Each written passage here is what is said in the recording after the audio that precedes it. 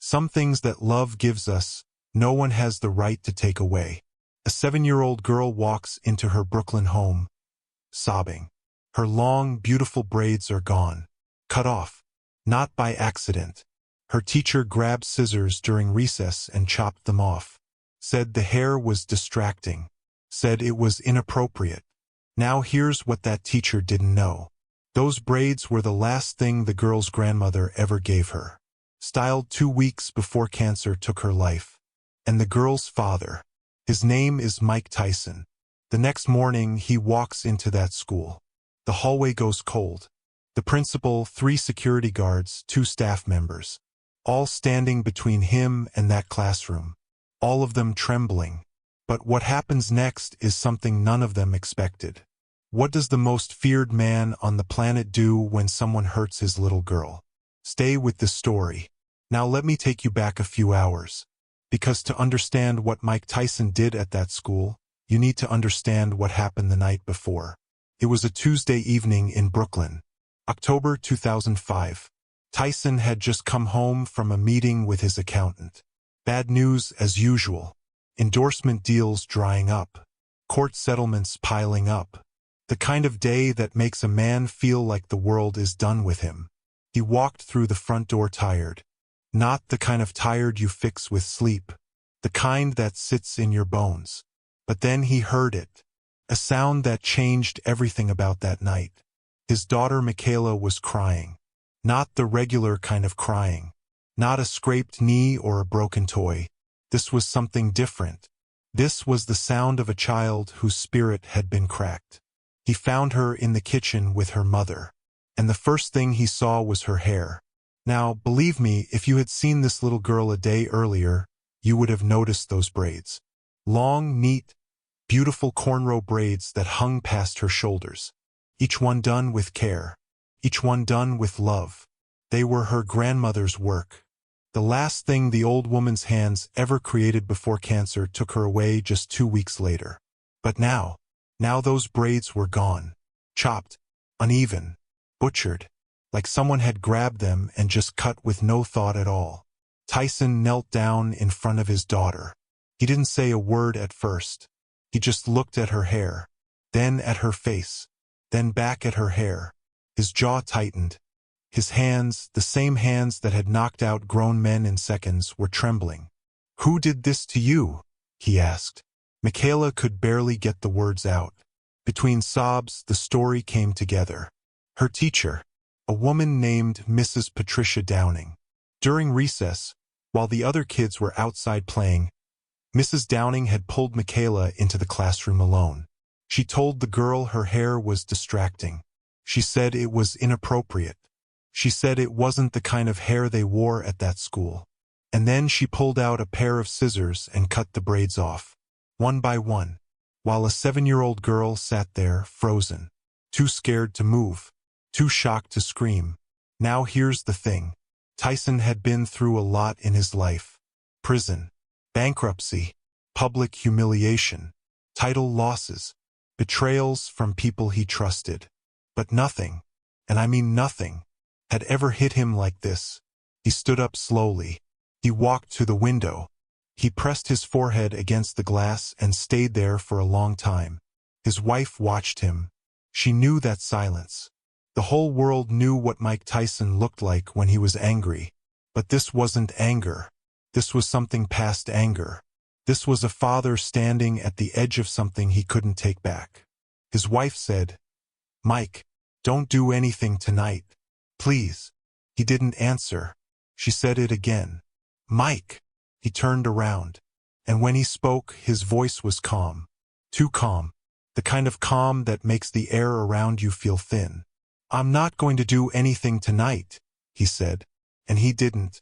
He sat on the edge of Michaela's bed until she fell asleep. He fixed the blanket around her. He looked at the chopped edges of her hair spread against the pillow. And he made a decision. Not the decision the world expected from Mike Tyson. Not the decision the old Mike Tyson would have made. A different one. He walked to the bedroom. He opened a drawer. And he pulled out a photograph. It was the last picture ever taken of Michaela with her grandmother. The old woman was sitting on the couch, Michaela on her lap.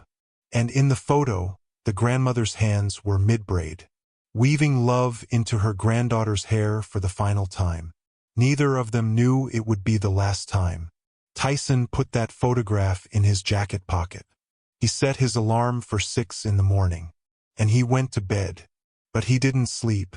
Not 1 minute. He lay there in the dark, eyes open, running through every possible version of what he was going to do when the sun came up. And every version started the same way. He was going to walk into that school. And he was going to sit down in front of that teacher. And he was going to make her explain. Not with his fists, with something far more dangerous. The truth. 6:15 in the morning. Tyson pulled into the school parking lot before the buses arrived. He sat in his car for a moment, jacket on, photograph in the inside pocket. He took one breath. Then he got out. Now get this. Word had already spread. Someone on the school staff had heard that Mike Tyson's daughter was the one whose hair got cut. And by the time Tyson walked through those front doors, the building was ready for war. Just not the war he was bringing.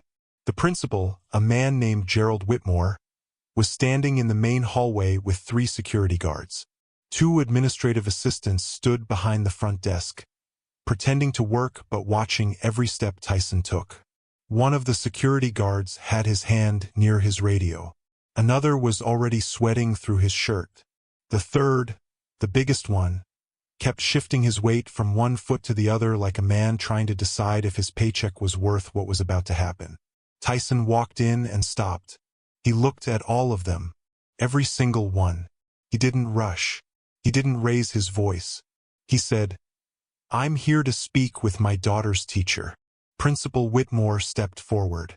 "Mr. Tyson, we understand there's been a concern. We'd like to handle this through proper channels.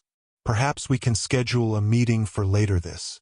"No," Tyson said. One word. That's all it took. The hallway went dead silent. Whitmore tried again.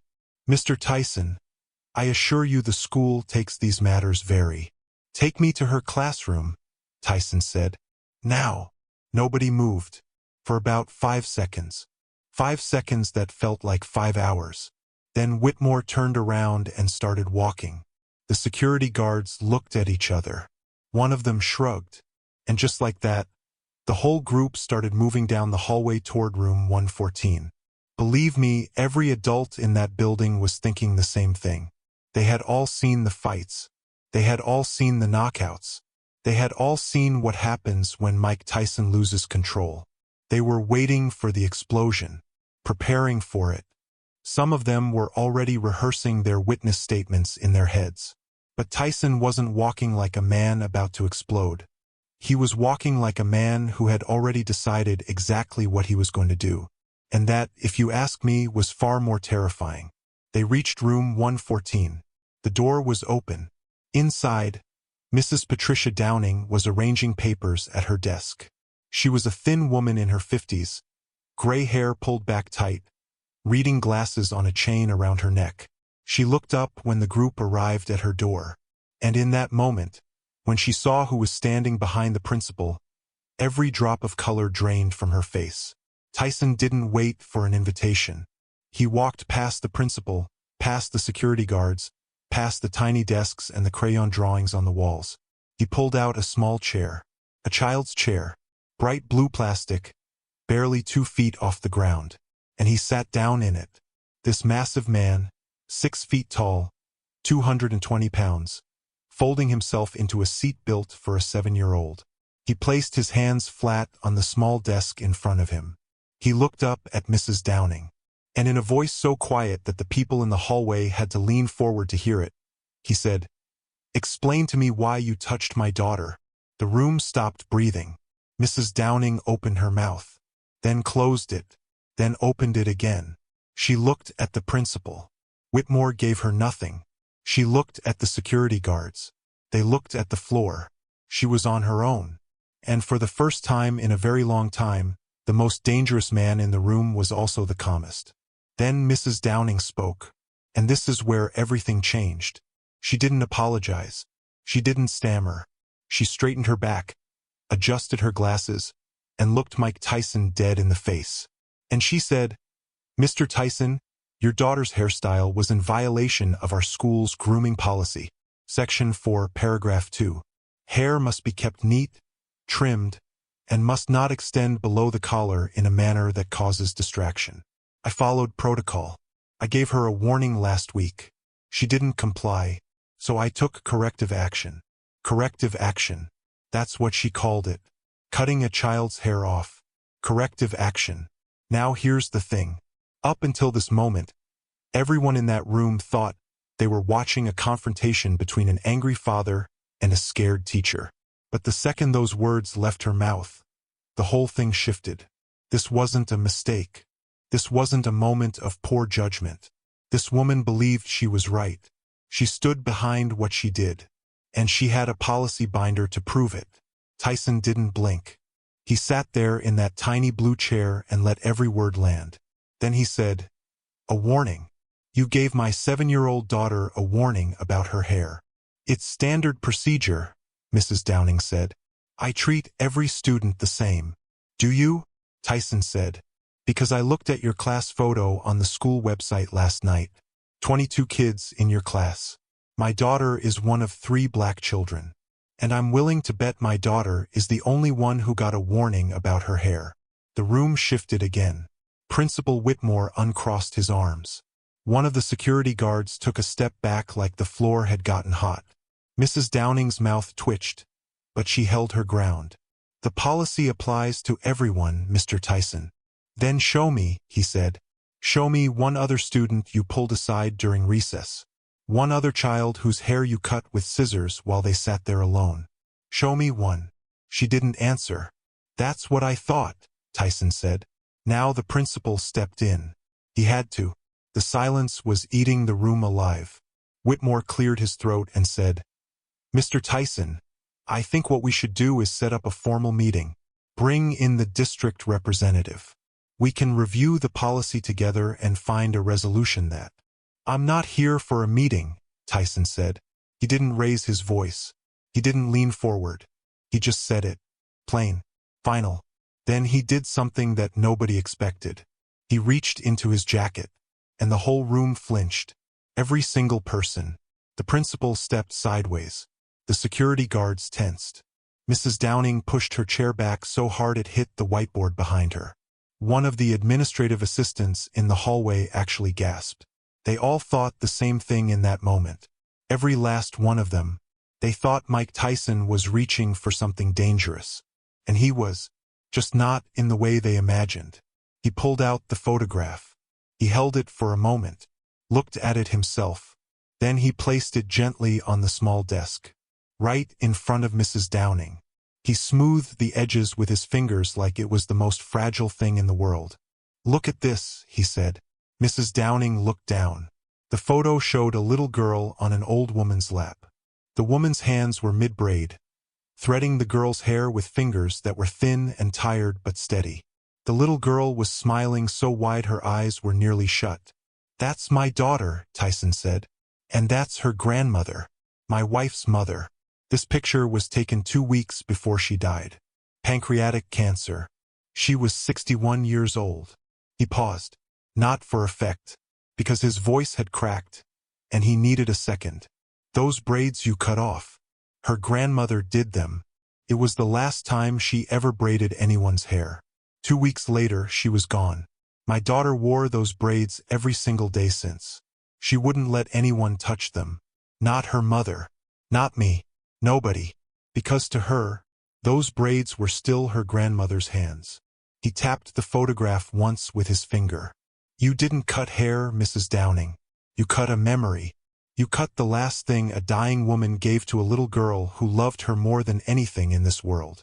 If this story is bringing something to you, take a moment, subscribe, and stay with me, because what happened next changed everything. Mrs. Downing stared at the photo. Her lip trembled. Her eyes filled. She reached for the edge of her desk like the ground had shifted beneath her, and she needed something solid to hold on to.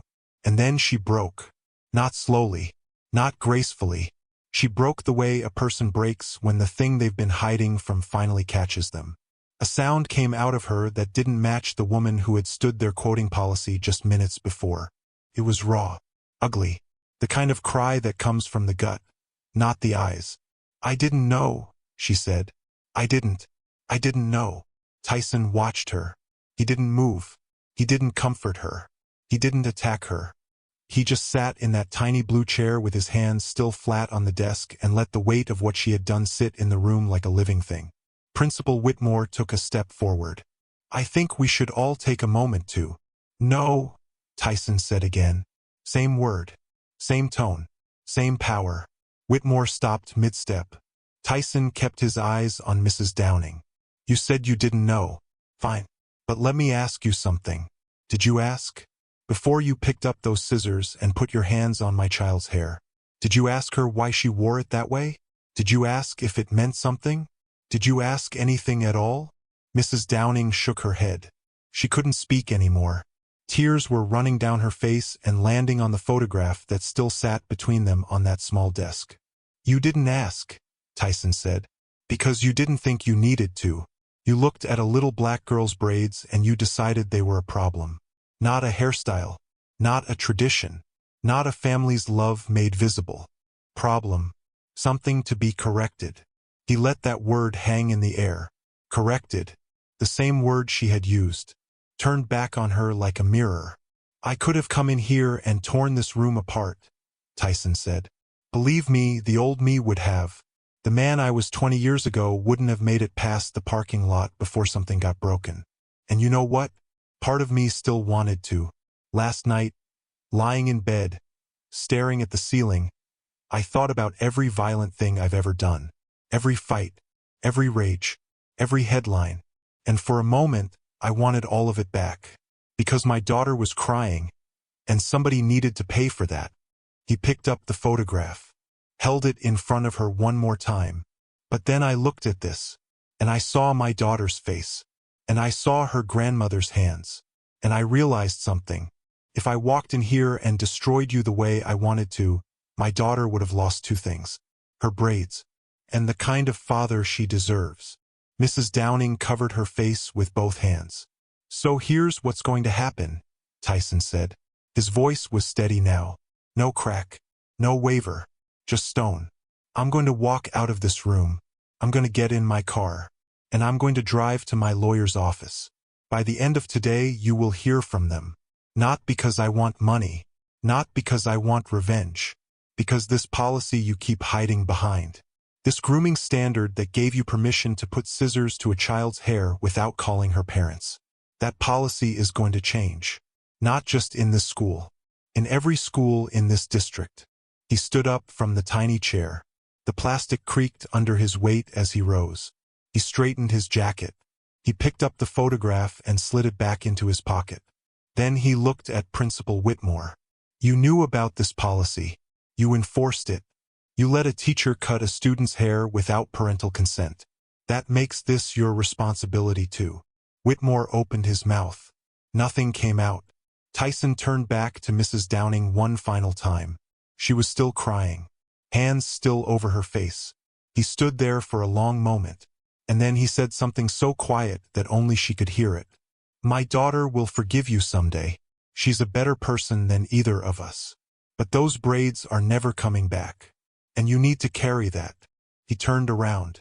He walked out of room 114, down the hallway, past the security guards who stepped aside like the sea parting, past the front desk, past the glass doors, into the morning light. Nobody followed him. Nobody said a word. The hallway stayed silent long after the sound of his car engine faded. And the photograph. That photograph of a grandmother braiding her granddaughter's hair for the last time. That photograph had done what no fist, no threat, no act of violence could ever do. It had cracked open a room full of people and made every single one of them feel the exact same thing. Shame. By noon that same day, Tyson was sitting in his lawyer's office in Manhattan. The attorney's name was Richard Caldwell, a civil rights lawyer who had handled school discrimination cases for over 20 years. When Tyson walked in and told him what happened, Caldwell didn't interrupt once. He just listened. And when Tyson finished, Caldwell leaned back in his chair and said, "This isn't just about your daughter, Mike. This is about every child in that district." And that's exactly what Tyson wanted to hear. Within 48 hours, a formal complaint was filed against the school, Principal Whitmore, and Mrs. Patricia Downing individually. The complaint alleged racial discrimination, unauthorized physical contact with a minor, and violation of parental rights. The local news picked it up by Thursday. By Friday, it was national. Now here's what happened next, and this is the part most people don't know. The school district tried to settle quietly. They offered money, private apology, a promise to review the grooming policy. Tyson's lawyer brought the offer to him. Tyson didn't even read the full document. He pushed it back across the desk and said, "I don't want their money. I want the policy gone." And he meant it. This wasn't about a payout. This wasn't about headlines. This was about making sure no other child would ever sit alone in a classroom while a teacher cut something precious off their body and called it procedure. The case went before the school board 3 weeks later. Caldwell presented the evidence. The grooming policy, the photographs of Michaela's hair before and after, statements from other parents, Black and Latino families, who had been told their children's hair was inappropriate under the same rule. One mother testified that her son had been sent home twice for wearing locks. Another said her daughter had been told to straighten her hair or face suspension. It wasn't just Michaela. It had never been just Michaela. The school board voted unanimously to repeal the grooming policy, effective immediately. In its place, they adopted a new standard that explicitly protected natural hairstyles, braids, locks, twists, and cultural hair traditions. 3 other districts in the state followed within the year. Mrs. Downing resigned before the vote was even final. She didn't fight it. She didn't make a public statement. She just packed up room 114 and left. Some people said she moved upstate. Others said she retired early. Nobody heard from her again. But the story doesn't end there. Because the lawsuit and the policy change, those were the things the world saw. What the world didn't see was what happened at home. The night after Tyson walked out of that school, he came home and found Michaela sitting at the kitchen table. She had the photograph in front of her. The same one. Tyson's wife told him later that Michaela had found it on the counter and hadn't let go of it for 2 hours. Tyson sat down next to her. He didn't say anything at first. He just sat. Then Michaela said, "Daddy, can Grandma's braids grow back?" And Tyson, the man who had once been the most feared person on earth, the man who had stood in a room full of adults and made them all feel the weight of what they had done, that man couldn't speak. His throat closed. His eyes burned. He put his arm around his daughter and pulled her close, and for a long time he just held her. Finally, he said, "Your hair will grow back, baby. And when it does, we're going to braid it just like Grandma did. Every single braid. The same way. And we'll do it together." Michaela looked up at him. "You don't know how to braid, Daddy." He smiled. First real smile in days. "Then you'll teach me." And she did. Over the following weeks, Tyson's wife showed him how to part the hair, how to hold 3 strands, how to weave them over and under with steady fingers. He was terrible at first. Clumsy. His hands were too big and too rough, and the braids came out uneven and loose. Michaela would laugh and undo them and make him start over. Again and again. But he kept at it. Every night, sitting on the couch with his daughter between his knees, learning something his hands were never built to do. And slowly, braid by braid, he got better. It wasn't the same as her grandmother's work. It would never be. But it was something new. Something that belonged to the 2 of them. A new memory built on top of the one that had been taken. And that, if you ask me, is the real story. Not the lawsuit. Not the policy change. Not the image of a heavyweight champion sitting in a child's chair making a room full of adults tremble. The real story is a father sitting on a couch, fumbling with 3 strands of hair, trying to give his daughter back something that can never be replaced, and finding, in the trying, that love doesn't need to be perfect. It just needs to show up. It needs to sit down. It needs to be patient. And it needs to keep braiding, even when the hands doing the work weren't the ones the little girl misses most. Some things that love gives us, no one has the right to take away. But when they do, when the world reaches in and cuts something that wasn't theirs to touch, love doesn't disappear. It just finds new hands. And sometimes those hands belong to a father who never learned to braid, until his daughter needed him to.